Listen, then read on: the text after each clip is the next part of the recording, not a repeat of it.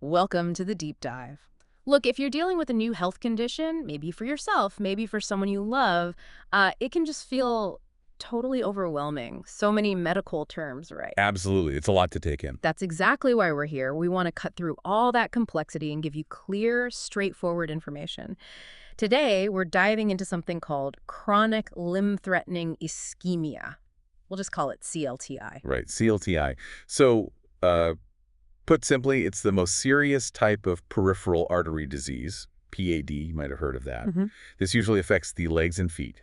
Imagine the blood vessels in your body are like the plumbing system in your house. Okay, like pipes. Exactly. With CLTI, those pipes get severely clogged up, really blocked, and that means blood flow is drastically reduced. And that lack of blood flow, what does that actually do? Well, it causes intense pain. Also, you might get wounds, maybe on your feet or legs, that just won't heal properly. And unfortunately, if it isn't treated effectively, it can lead to losing a limb. Wow, okay. That sounds serious. It is serious. But our goal today is really to give you the basic understanding you need, so you feel more empowered, more ready for those conversations with your doctors, with your healthcare team. Okay, let's unpack that. Understanding CLTI is one thing, but what actually makes someone, you know, more likely to get it? What are the big risk factors? Good question. There are a few key things. Smoking is a really big one. It does terrible damage to blood vessels, makes them stiff, narrows them down. Right. Diabetes is also very strongly connected.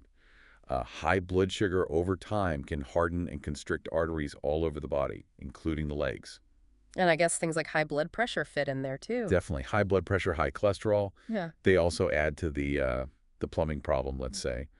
Managing these conditions is really, really crucial. It's interesting how many of those are things people can actually work on managing. Exactly. It really highlights how important managing your overall health is, especially with conditions like diabetes. You know, I think a lot of people might assume CLTI is just something older folks get. Is that right? Or is it more complicated? That's a really common thought, but yeah, it's more complicated. Yeah. Well, it is more common in older adults. We are seeing a surprising number of younger people affected too. Really? Yeah, especially younger individuals who might have diabetes that hasn't been diagnosed or isn't well managed. They might miss the early signs because they don't think it applies to them. So it's something everyone should be aware of, really. That's a great point. So, okay, if someone has symptoms or these risk factors, how do doctors actually figure out if it is CLTI? What's the diagnostic process like? Well, it always starts with the doctor doing a careful physical exam. They'll pay close attention to your feet and legs, looking for signs. Like those non-healing wounds you mentioned. Exactly. And checking pulses, skin temperature, things like that. Then there's some simple tests. They're non-invasive, meaning nothing goes inside your body. They measure blood flow. Think of it like checking the water pressure in those pipes we talked about. Ah, okay. Water pressure. I like that analogy. Yeah, it ups. So one common test is the Ankle Brachial Index, Mm. ABI for short. It just compares the blood pressure reading in your anchor with the one in your arm. And what does that tell you?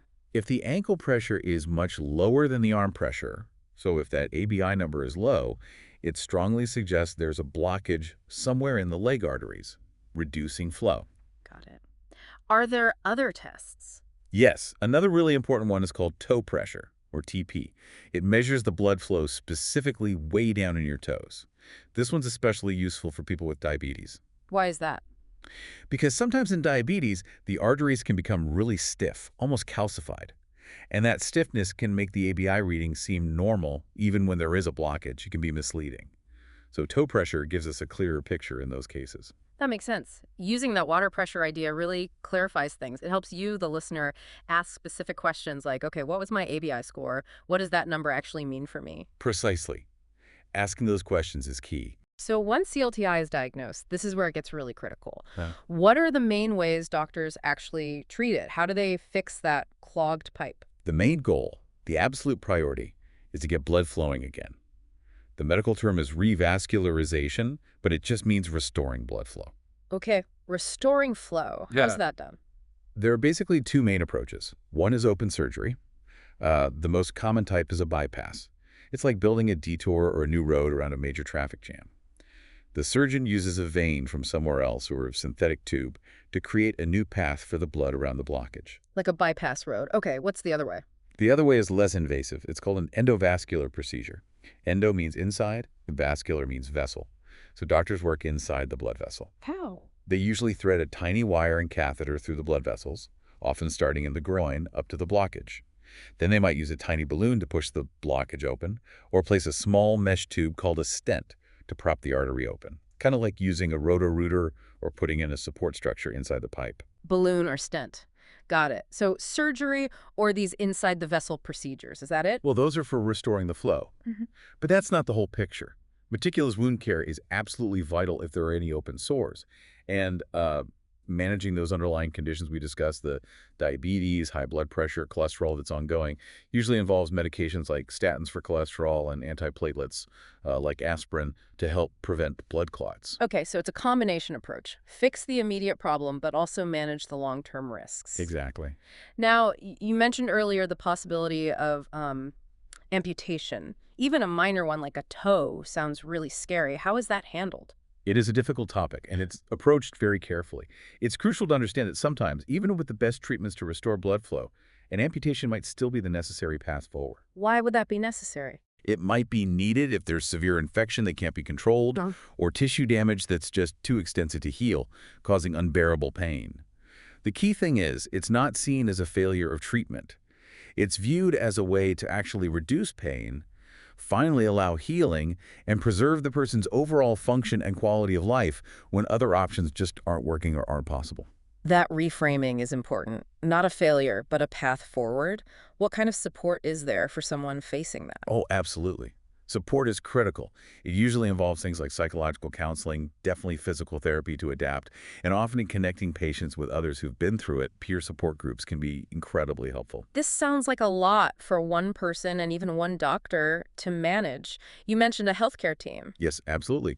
Managing CLTI effectively really takes a village, so to speak. You'll often hear about a multidisciplinary team. Meaning different kinds of specialists. Exactly. People like vascular surgeons who do the revascularization procedures, podiatrists who are foot specialists, wound care nurses or specialists, endocrinologists for diabetes management, maybe infectious disease doctors if there's infection. They all work together. Often in special clinics. Often, yes, sometimes called centers of excellence or limb preservation centers. This team approach, where everyone communicates and coordinates care, it makes a huge difference in outcomes. Historically, CLTI diagnosis often led straight to a major amputation. Really? Oh, yes.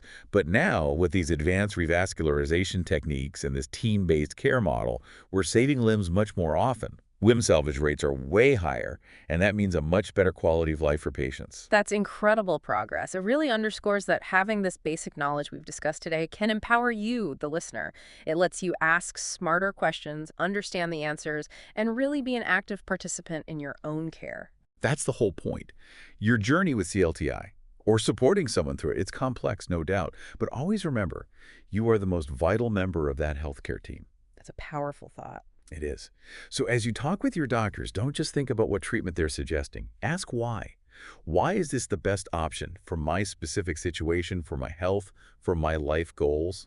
Ask about all the options, the pros, the cons for you. What else can you find out to really take ownership of your health decisions?